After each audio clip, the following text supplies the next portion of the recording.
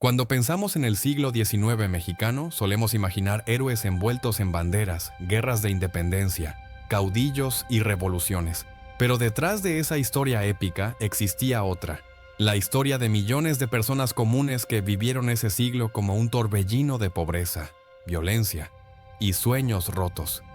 Este no es un relato de presidentes ni de tratados, es un retrato humano, de campesinos que sembraban sin saber si habría cosecha, de madres que enterraban hijos entre balas, de soldados que no sabían por qué peleaban, de pueblos que cambiaban de gobierno más rápido que de estación. Durante más de 100 años, México vivió en un vaivén constante entre esperanza y tragedia. Guerras externas, luchas internas, golpes de Estado, invasiones, hambre, epidemias, y aún así una vida cotidiana que seguía como podía. Hoy vamos a mirar de cerca cómo se vivía realmente en ese México convulso. No en las grandes capitales, sino en los pueblos, en los caminos de tierra, en las casas de adobe, en los campos de batalla y en las cocinas vacías. Prepárate para entrar en un siglo donde cada día era incertidumbre, pero también donde cada día era resistencia.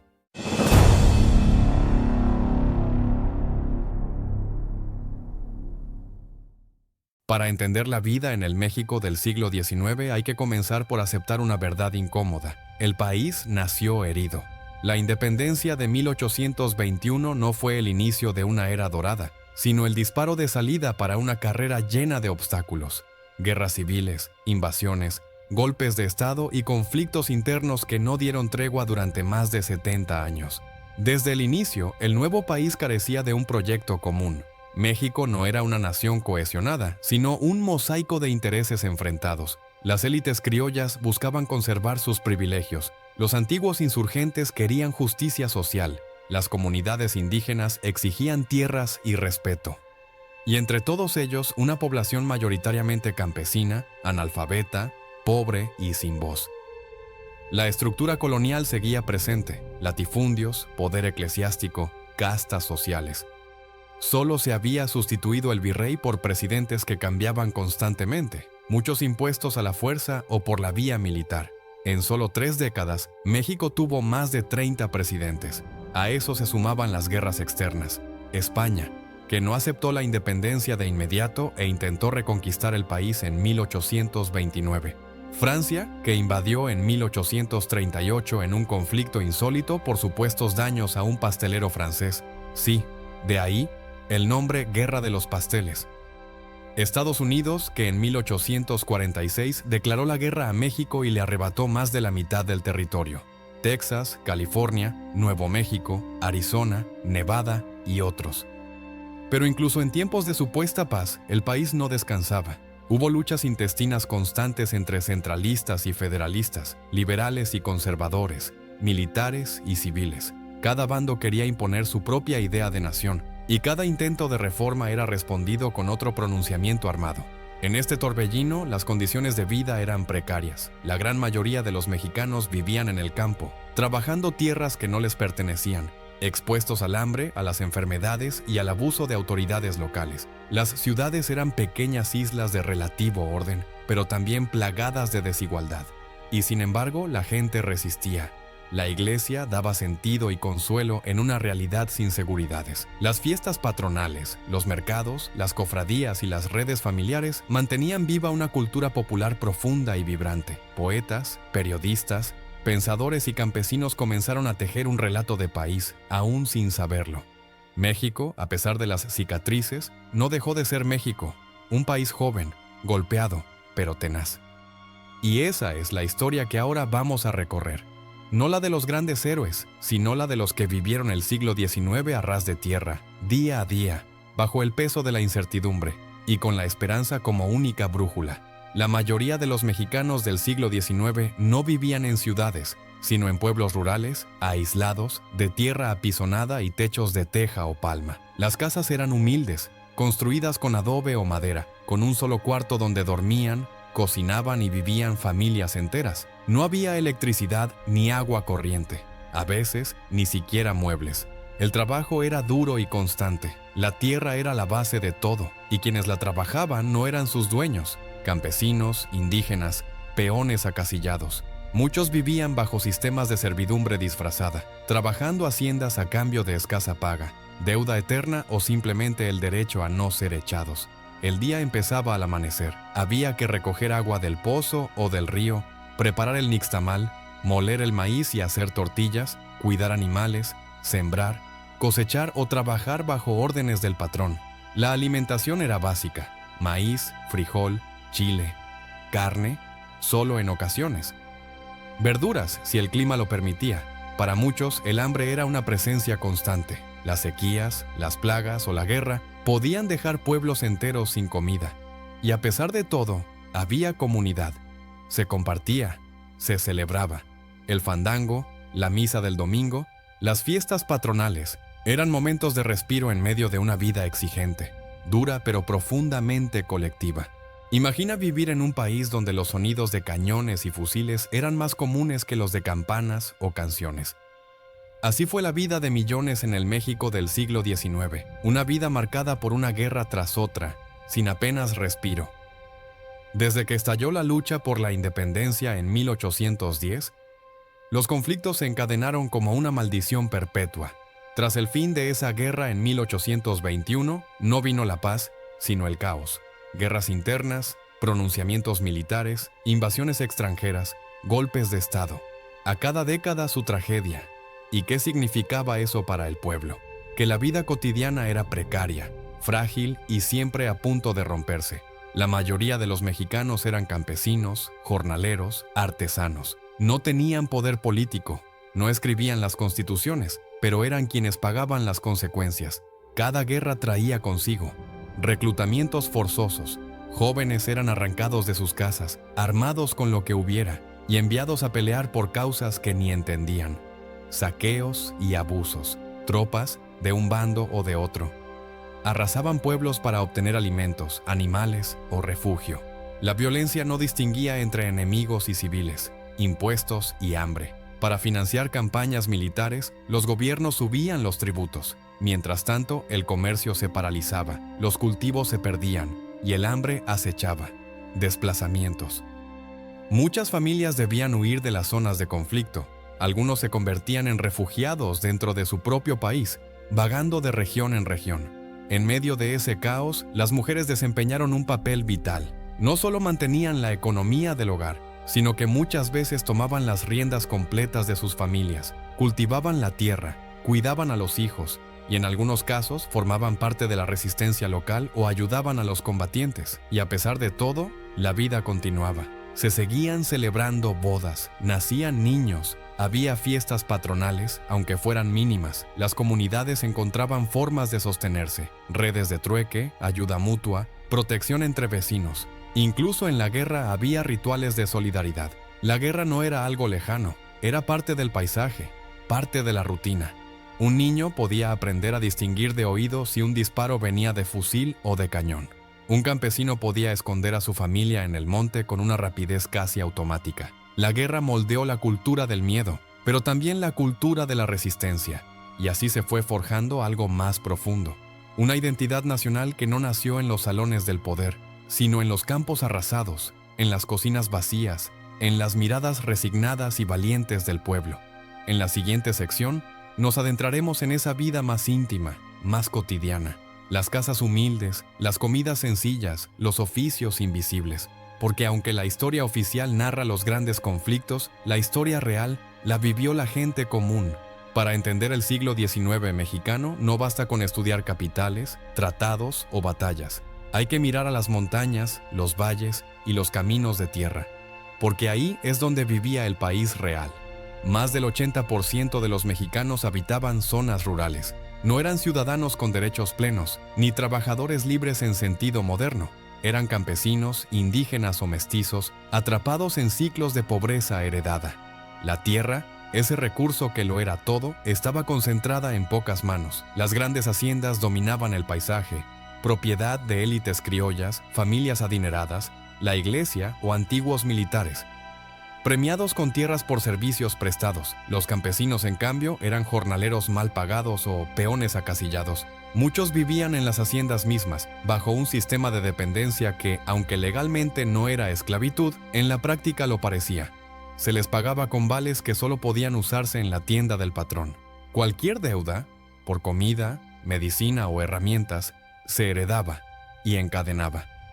El trabajo empezaba antes del amanecer. La jornada era brutal, especialmente en época de siembra o cosecha. Las mujeres no descansaban, cocinaban, acarreaban agua, criaban a los hijos y también trabajaban la tierra. Los niños no iban a la escuela, iban al campo. Las casas eran jacales, estructuras de adobe, barro, ramas secas. Una sola habitación para toda la familia, sin piso, sin baño, sin privacidad.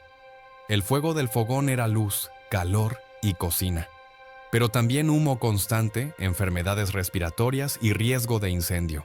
No había médicos, no había caminos transitables en temporada de lluvias, no había justicia en caso de abusos. Y aún así la vida seguía. Se cantaba, se rezaba, se contaban historias junto al fuego, porque aunque la pobreza era extrema, la cultura popular era resistente, el tejido comunitario, fuerte.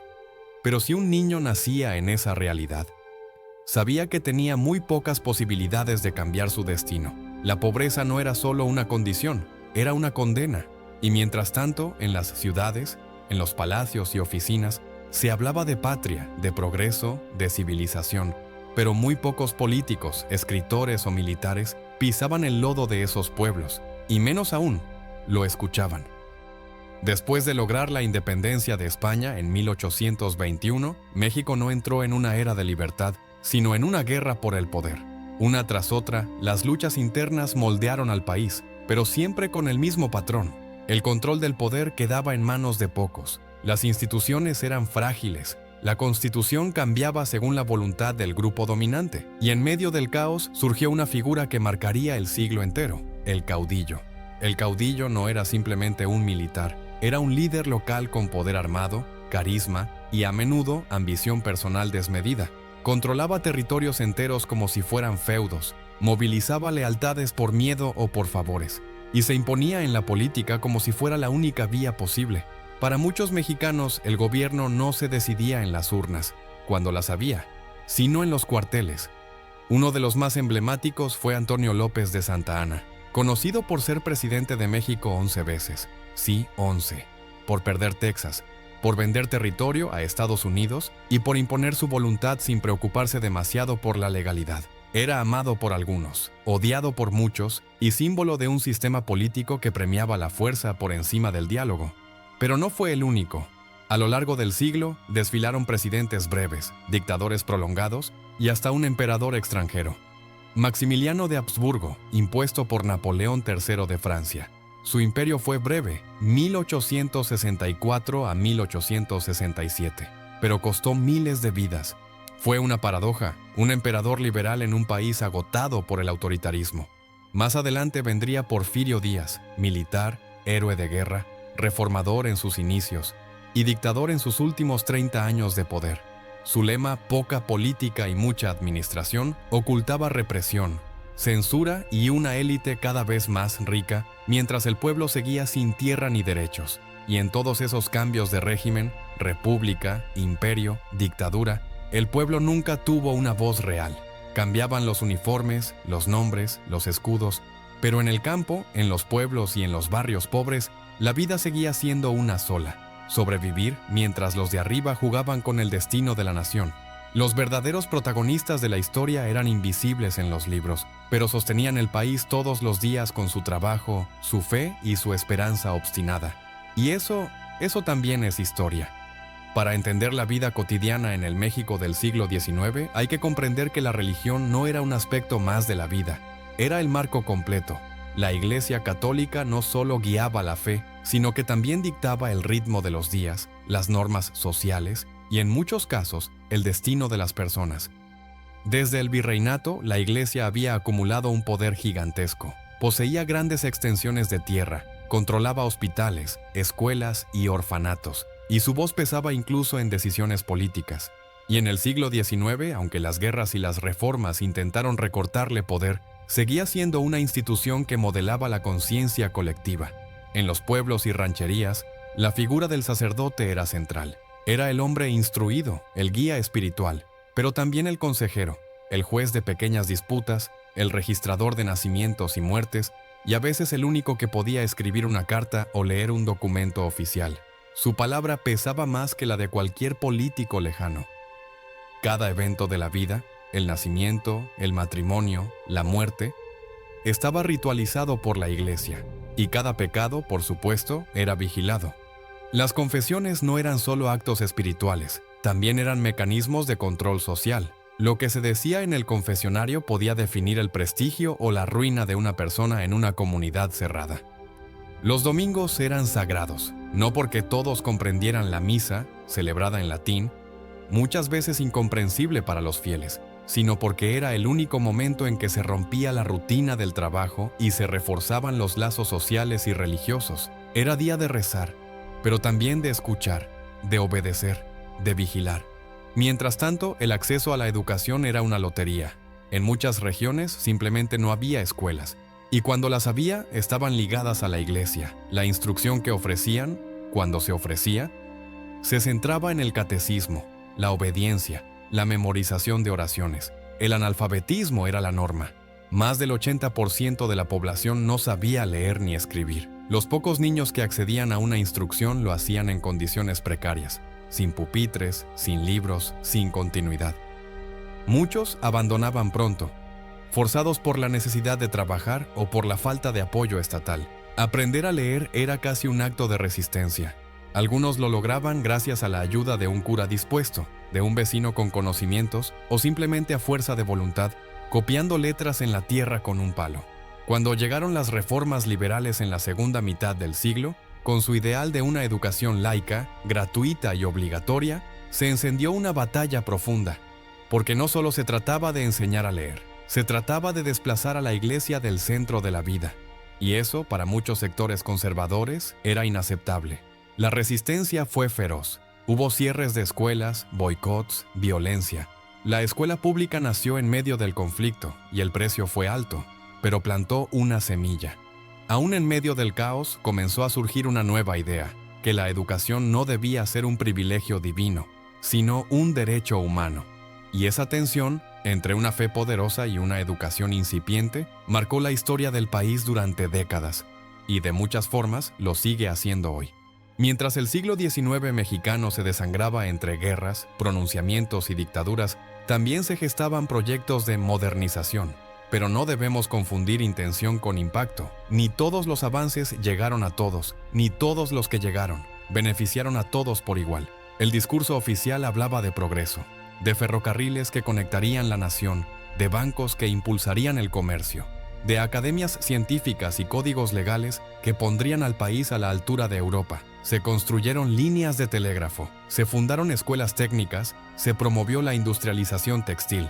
En las ciudades, las élites celebraban bailes al estilo francés y decoraban sus casas con porcelana inglesa. Pero mientras tanto, la mayoría del país seguía sin agua potable, sin escuelas, sin carreteras. El ferrocarril, ícono máximo del progreso, funcionaba más como una infraestructura extractiva que como una vía de integración nacional. Servía para transportar materias primas desde el interior hacia los puertos de exportación, no para llevar médicos, libros o alimentos a las comunidades olvidadas. Los grandes beneficiarios fueron los empresarios, los hacendados, los políticos y algunos inversores extranjeros. Para ellos, la modernidad significaba crecimiento económico, influencia internacional y consolidación del poder. Para los demás, significaba impuestos nuevos, expropiaciones disfrazadas de legalidad, trabajo mal pagado en fábricas o haciendas y normas redactadas en un español jurídico que nadie entendía. La situación de los pueblos originarios fue aún más dramática. El progreso los convirtió en problema. Sus tierras comunales eran vistas como improductivas, sus lenguas como obstáculos al desarrollo, sus tradiciones como supersticiones peligrosas. Las leyes liberales eliminaron los resguardos comunales, abrieron paso a la venta de tierras y dejaron a miles de indígenas sin medios de subsistencia. La desigualdad no era un accidente. Era el precio aceptado de la modernización desde arriba. Así, México vivió un siglo en el que convivían dos tiempos, el de los tranvías y la ópera en la capital, y el del burro de carga y la troje de adobe en los pueblos. Un país con telégrafo, pero sin alfabetización, con imprenta, pero sin lectores, con leyes nuevas, que casi nadie podía defender o comprender. El 19 mexicano no fue solo una lucha por el poder, sino una profunda fractura social entre quienes soñaban con Europa y quienes apenas sobrevivían con el eco de su pasado. Aunque la historia oficial del siglo XIX en México suele centrarse en caudillos, guerras y constituciones, hay voces que rara vez aparecen en los libros, las de los pueblos indígenas y los afrodescendientes. Tras la independencia, muchos creyeron que las castas desaparecerían, que México sería un país de ciudadanos iguales. Pero la realidad fue otra. Los pueblos originarios siguieron siendo tratados como menores de edad, como obstáculos para el progreso o como simple mano de obra. Las tierras comunales fueron despojadas una y otra vez, ya fuera por hacendados, leyes liberales o reformas mal aplicadas. Muchos indígenas trabajaban en condiciones de servidumbre disfrazada, endeudados, vigilados, sin derechos políticos reales. Incluso quienes hablaban español eran excluidos del poder local. Y luego estaban los afrodescendientes. En el discurso nacionalista se decía que México era un país mestizo. Pero esa palabra, mestizo, muchas veces borraba otras identidades. Los africanos traídos durante la colonia y sus descendientes formaban parte del tejido social, campesinos, artesanos, soldados. Pero rara vez eran reconocidos en el relato oficial. Se integraban por necesidad, pero también eran discriminados por costumbre. El racismo estructural, aunque no siempre explícito, permeaba leyes, educación y oportunidades. Mientras los políticos debatían sobre federalismo o imperio, mientras los generales se batían en guerras casi eternas, millones de personas vivían y morían en silencio, marginadas, invisibles, y sin embargo también resistían. A través de sus lenguas, sus costumbres, sus redes comunitarias, sus formas propias de sobrevivir, porque aunque no escribieran constituciones, también construían el país. El siglo XIX mexicano fue un siglo roto. Independencias que no traían justicia, guerras que no traían paz, reformas que prometían igualdad, pero repartían despojo. Y sin embargo fue un siglo necesario. Un tiempo en el que se forjó con sangre, hambre y esperanza la idea de una nación. El México que hoy conocemos, plural, desigual, resistente, no puede entenderse sin esa etapa de caos fundacional. Desde los campesinos hasta los caudillos, desde las mujeres olvidadas hasta los esclavizados liberados, todos dejaron una huella que, aunque a veces se quiera borrar, sigue ahí. Y ahora que la historia vuelve a ser un terreno de disputa, quizás sea momento de mirar con otros ojos ese siglo incómodo, no para idealizarlo, sino para comprenderlo, y para preguntarnos qué queda hoy de aquellas promesas, de aquellos miedos y de aquella esperanza. Ahora ya lo sabes, la historia no es solo fechas y batallas, es sudor, es hambre, es miedo, es supervivencia, es gente real, con nombres que no aparecen en los libros, que vivieron en un mundo roto, y aún así lo intentaron. En el México del siglo XIX, como en tantos otros contextos, la vida era frágil, la justicia escasa y la esperanza, una decisión cotidiana. Y hoy, con toda nuestra comodidad y distancia, nos queda una pregunta que vale más que cualquier dato. ¿Qué aprendemos al mirar atrás? Si este viaje al pasado te dejó pensando, si te removió algo, si te hizo ver el presente con otros ojos, suscríbete, comparte, comenta, porque hay muchas más historias ocultas, esperando a ser contadas,